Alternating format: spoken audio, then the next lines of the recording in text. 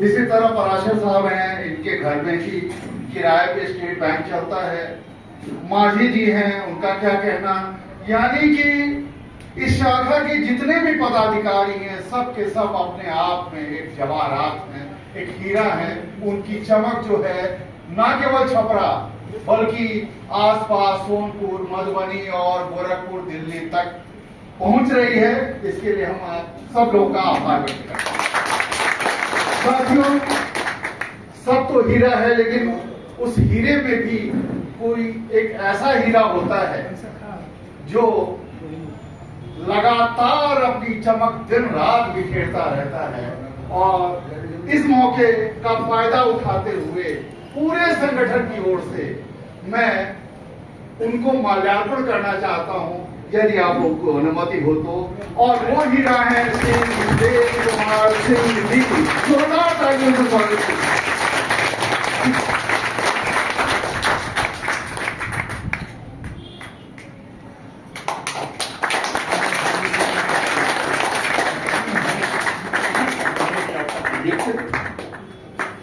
केंद्रीय संगठन के समस्त पदाधिकारीगण श्री मिथिलेश कुमार सिंह जी का हार्दिक स्वागत करते हैं, माल्यार्पण कर रहे हैं।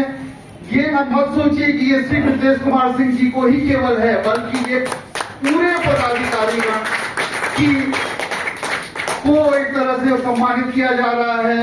वजह इसकी ये है कि हमारा ये जो एसोसिएशन है, इस एसोसिएशन का जड़ कहां है? इसका जड़ जो है वो पेंशनर्स के जो परिवेदना है, उनकी जो पीड़ा है, उनका जो दुख है, उसका निवारण करना है। और इस संगठन की स्थापना भी सच पूछे तो सिर्फ और सिर्फ इसीलिए हुई थी क्योंकि छपरा में मैं देखता था बहुत सारे पेंशनर हैं जो गांव देहात में रह रहे हैं और उनकी पीड़ा को कोई सुनने वाला नहीं है। वाराणसी मंडल में लोग चक्कर लगा के थके चले आते हैं और सबके सब जो है दरकिनार करते हुए उनका समस्या जैसे कि तैसा रहता है। और इसीलिए इसकी स्थापना हुई। बहुत संतोष है, बहुत ही खुशी है कि संस्था की स्थापना के बाद से लगातार परिश्रम करके लगभग 98% जो समस्याएं थी, जो पीड़ा थी, उनका निदान हो गया। आप सब लोग सहमत हैं इस चीज से? दूसरी चीज, मुझे इस चीज की भी प्रसन्नता है कि छपरा शाखा का कोई भी व्यक्ति जब मर्जी होता है हमको उठा के फोन कर देता है, साहब हमारी ये समस्या, और मैं भी उसकी समस्या को बखूबी समझता हूँ, सुनता हूँ, उसका निदान करने का प्रयास करता हूँ। पता नहीं क्यों, कहने के लिए सब लोगों ने बताया है कि 20 इकाइयां हैं, 20 ब्रांचेज हैं। लखनऊ भी है, काशीपुर है, सीतापुर है, बलिया है, बहुत सारा है, लेकिन छपरा शाखा से विशेष प्यार है हमको।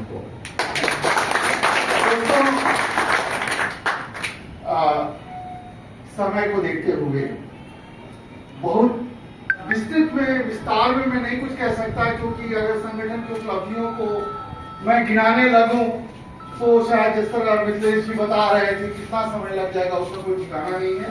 लेकिन कट शॉर्ट सिर्फ इतना ये कहना चाहता हूं कि अभी हाल फिलहाल सीपीओ साहब हमको न्योता भेजे कि आप आइए, हम आपके साथ मीटिंग करेंगे।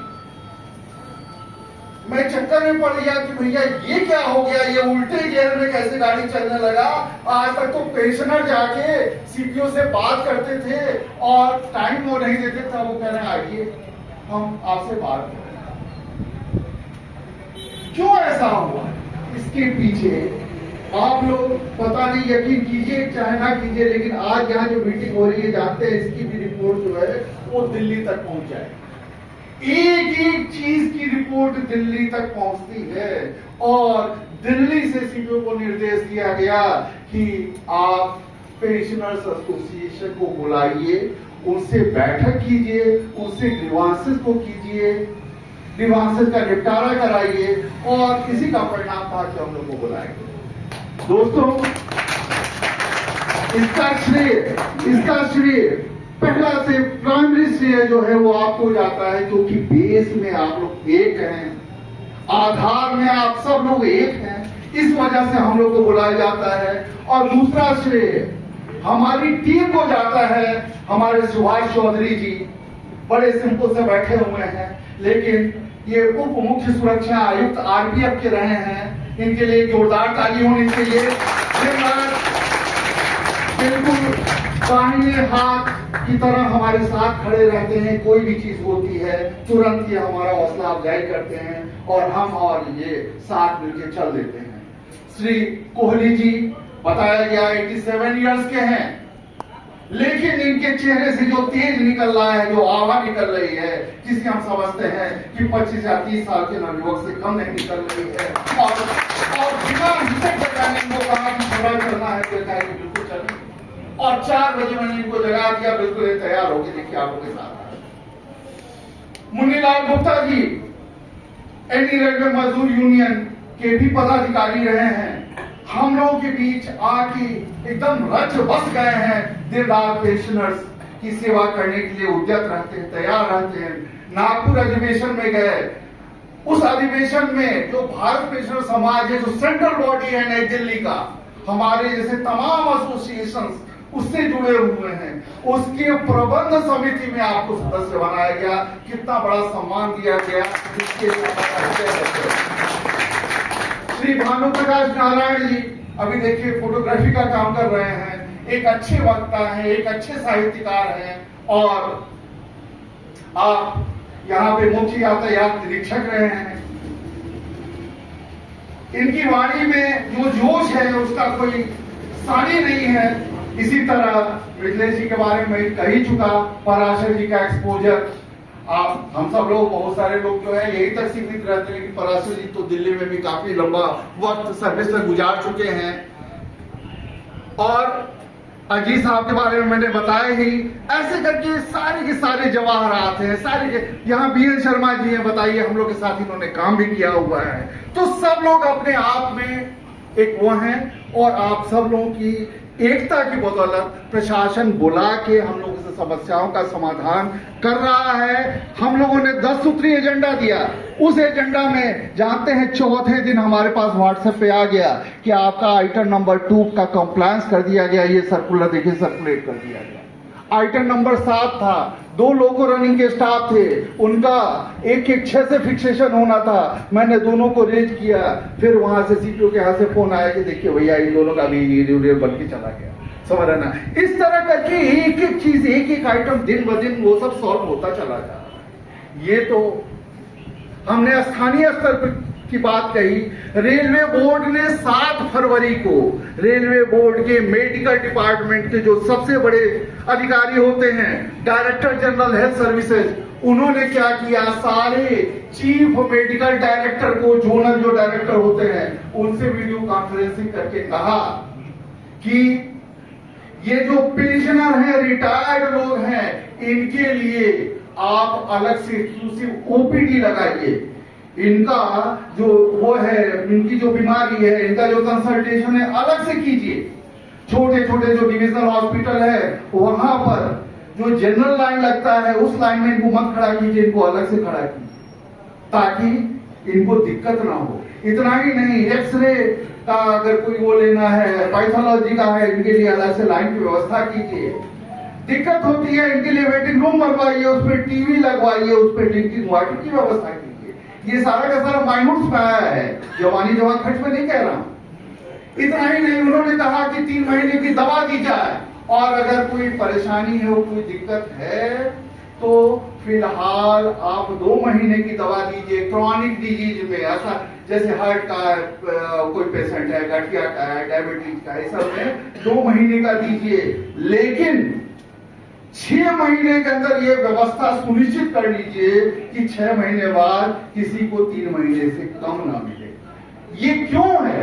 इसलिए है क्योंकि आप एकजुट हैं और इंकलाब जिंदाबाद का नारा लगा रहे हैं, इसीलिए रेलवे बोर्ड तक हिला हुआ है। दोस्तों, हाँ देखिए भाई साहब ने याद दिलाया, उसमें एक और आइटम आया कि दूर दराज जो लोग रहते हैं, दूर दराज जो पेशेंट्स रहते हैं, उसके लिए रेलवे बोर्ड से ऑर्डर दिया गया कि भैया उनके घर पर दवा पहुंचाए। आश्चर्य लग रहा है, उनके घर पे दवा पहुंचाइए।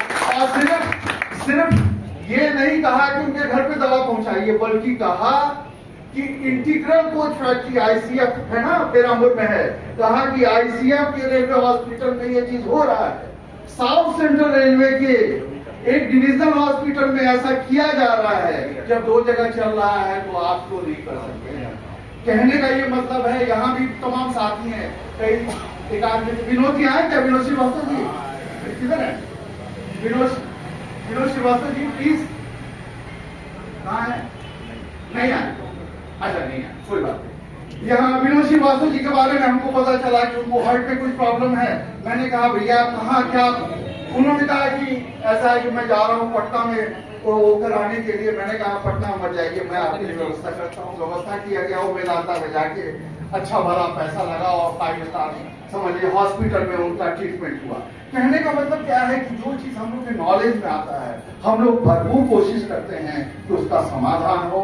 और इस सबका क्रेडिट अगर डिविजनल लेवल पे जाता है तो श्री मिथिलेश कुमार सिंह जी और इनकी सारी टीम को जाता है, क्योंकि कोई दिन ऐसा नहीं होता है जिस दिन ये हमको फोन न करे। फोन करते हैं, बताते हैं सर फलाना का केस आया, इसमें क्या किया जाना है। मैं इनको बताता हूँ ऐसे ऐसे कर दीजिए, जैसे मैं गाइडलाइन देता हूँ वैसे ही करते हैं और धकाधक समस्याओं का निदान होता चला जा रहा है। आज की डेट में स्थिति में थोड़ा सुधार आया है ये कि बहुत सारे केसेस को बगैर हमसे पूछने की कोई जरूरत नहीं पड़ती है। वो ट्रेंड हो गए हैं तो खुद ही ये करते चले जा रहे हैं। और ईश्वर से कामना है कि आने वाले वक्त में ये पूरी तरह जो है अपने आप स्वावलंबी हो जाए और बगैर हमारे कंसल्टेशन के आप सब लोग का डिस्पोजल करने लगे। अगर ऐसा हो गया तो मजा आएगा, मजा आएगा। बहुत सारे दोस्तों का कितना लड़ा हुआ पैसा निकल के आया। यही देखिए निशात आजम जी को सम्मानित किया गया, माला पहनाया गया, उन्होंने 5,000 रुपए का वोट किया। क्यों? अगर उनकी पीड़ा दूर नहीं होती तो क्या वो इतना प्रसन्न होते?